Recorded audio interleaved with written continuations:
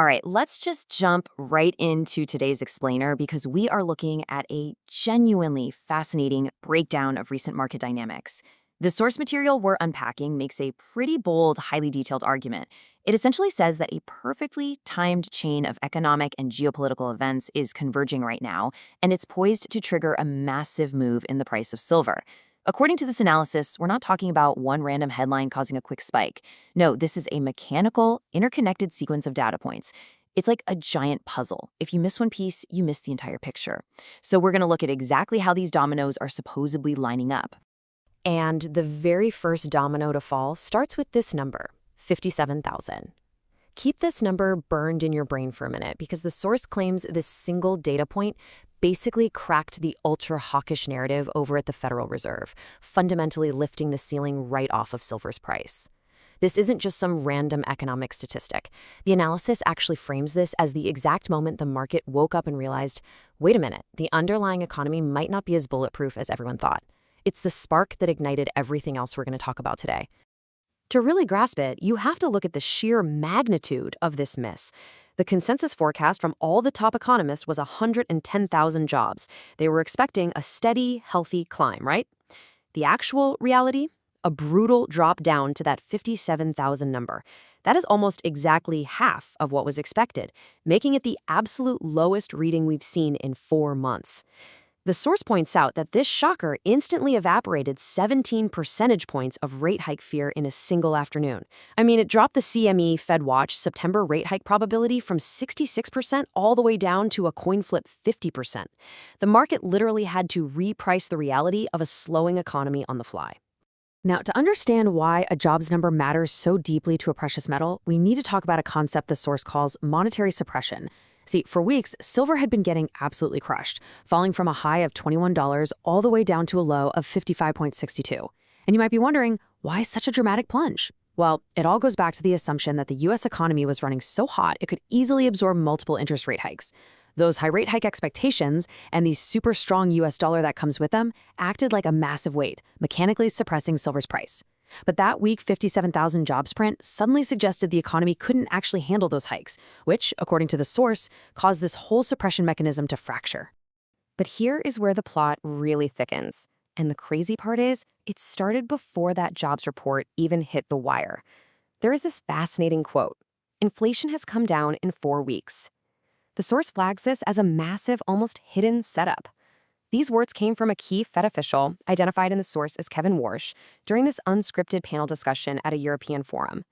The analysis argues that this candid, off-the-cuff admission was actually a quiet but monumental shift in how monetary policy was being communicated. It was a subtle acknowledgement that the inflationary data backing their really hawkish stance was already starting to reverse. And this pivot becomes so glaringly obvious when you compare the two stances side by side. Think back to the hawkish June 17th FOMC dot plot. That's what originally spooked the markets and sent silver tumbling. Now contrast that with the tone at the ECB forum just a few weeks later. Algorithmic speech trackers literally scored it as highly dovish, throwing out a 5.610 FXS score. The source points out that institutional fixed income desks, the guys who parse every single syllable central bankers utter, they picked up on this offhand comment immediately. Treasury yields actually started dropping on Wednesday, which means the dominoes of this whole narrative were already tipping over before Thursday's 57,000 jobs shock even happened. Okay, so while all this intense monetary drama is unfolding, a totally separate but equally massive shift was happening in geopolitics. The source notes that indirect talks between the U.S. and Iran over in Qatar were making some quiet, behind-the-scenes progress. And they weren't getting bogged down in ideological stuff. They were focusing on highly practical issues, specifically maritime traffic in the Strait of Hormuz and unfreezing funds. Because of this, commercial shipping in Hormuz has been actively recovering in real time.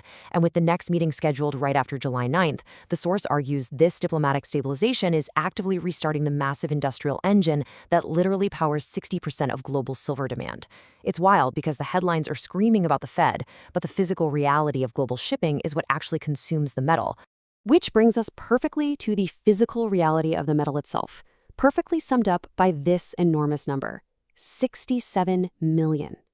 While everybody was distracted obsessing over jobs data and Fed speeches, the source reveals that the Silver Institute went ahead and quietly revised its 2026 silver supply deficit estimate way up. It was originally projected at 46.3 million ounces back in April, but the updated figure quietly circulating in commodity research desks right now, it is approaching 67 million ounces. That is a 45% upward revision in a single quarter. Absolutely huge. So you have to ask, why on earth is this deficit exploding so fast? Well, look at the underlying mechanics. It's a classic squeeze. On one side, mine supply is dropping fast. You've got major giants like Fresnillo and First Majestic dealing with geological cuts, production shortfalls, and widespread project delays across key mining hubs like Mexico and Peru.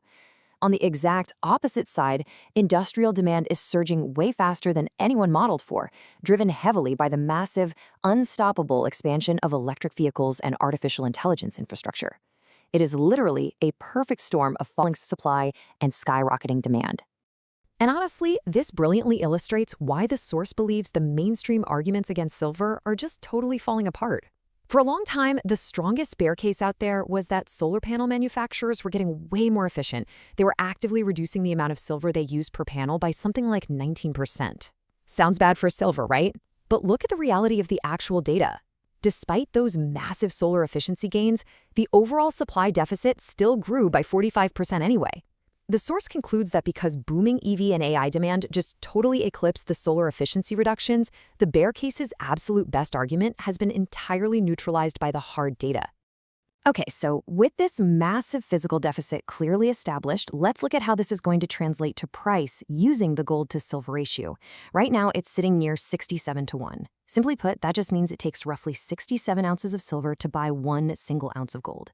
The source argues that this bloated ratio of 67 is the ultimate reflection of peak monetary suppression, peak hawkish Fed pricing, and maximum US dollar strength. Basically, all the exact conditions that the 57,000 jobs mess just started to unravel. Now, prepare yourself because the math on this ratio compression is incredibly compelling. If we assume the price of gold does absolutely nothing, it just stays completely flat, look at what happens to silver. If the ratio just drops a bit, from 67 down to 60, silver theoretically jumps to $69.50. If it drops to 55, silver hits $75.80. And if it just simply returns to a ratio of 46, which, by the way, is exactly where it was just back in January during silver's last peak, silver mathematically rockets past $90 an ounce. Again, the source stresses this doesn't require gold to hit any new highs whatsoever. It's purely the embedded, coiled spring upside of the ratio normalizing as that monetary suppression finally cracks. So, a great question to ask is, where's the actual money going to come from to drive a price move like that? Well, look at the 80 million ounces of silver that institutional investors have yanked out of ETFs year to date. That sell-off accelerated rapidly once recent Middle Eastern conflicts flared up. But here's the kicker.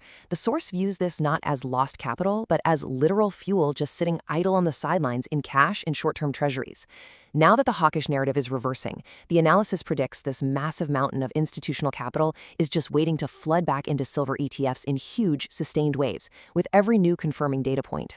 Technically speaking, the source notes that silver just decisively smashed out of its recent $55.62 to $61 trading box. With that ceiling completely shattered, technical traders are eyeing some very specific milestones as magnetic targets. First up on the chopping block is the 21-day moving average at 64.30. Beyond that, the 200-day average sits at $70.18, and then the 50-day right above it at $71.61. According to the source, when you combine a physical deficit with returning ETF capital, hitting this $72 to $74 resistance zone becomes a near-term arithmetic consequence, not just some distant, hopeful dream. But of course, the catalyst for these big moves won't just happen in a vacuum. The source lays out this very specific, incredibly loaded calendar as the final set of dominoes. We've got the services PMI dropping on Monday, the highly anticipated FOMC minutes on Wednesday, and then jobless claims on Thursday. The core argument here is that this isn't just a random assortment of reports, it is a compounding catalyst structure. Each release has the potential to stack on top of the last one, creating the exact kind of sustained multi-day momentum that forces a massive market repricing rather than just a quick one-day spike that fades by Friday. Let's actually break down the exact mechanics of this compounding structure, step by step. Step 1 triggers with Monday's PMI. If that comes in below 52, it confirms that the weakness we saw in that crazy 57,000 jobs report wasn't just a weird fluke. It confirms real economic contraction. Then, step 2 hits with Wednesday's FOMC minutes. The source fully expects these transcripts to reveal some pretty significant internal fractures and deep division among Fed committee members about keeping rates this high. Finally, step 3. If Thursday brings high jobless claims, it acts as the final nail in the coffin, essentially forcing a data-dependent Fed into a very public policy walkback. Which brings us to the ultimate question posed by this entire analysis, and it's the thought I really want to leave you with today. Is the floor truly finally in for silver? I mean, when you combine a massive jobs miss that totally shatters the hawkish rate narrative, plus quiet but steady progress in global shipping lanes, a structurally widening 67 million ounce physical supply deficit, and 80 million ounces of sidelined institutional cash just waiting for a spark, does this perfect sequence of broken narratives mean the era of silver suppression is permanently over? The source certainly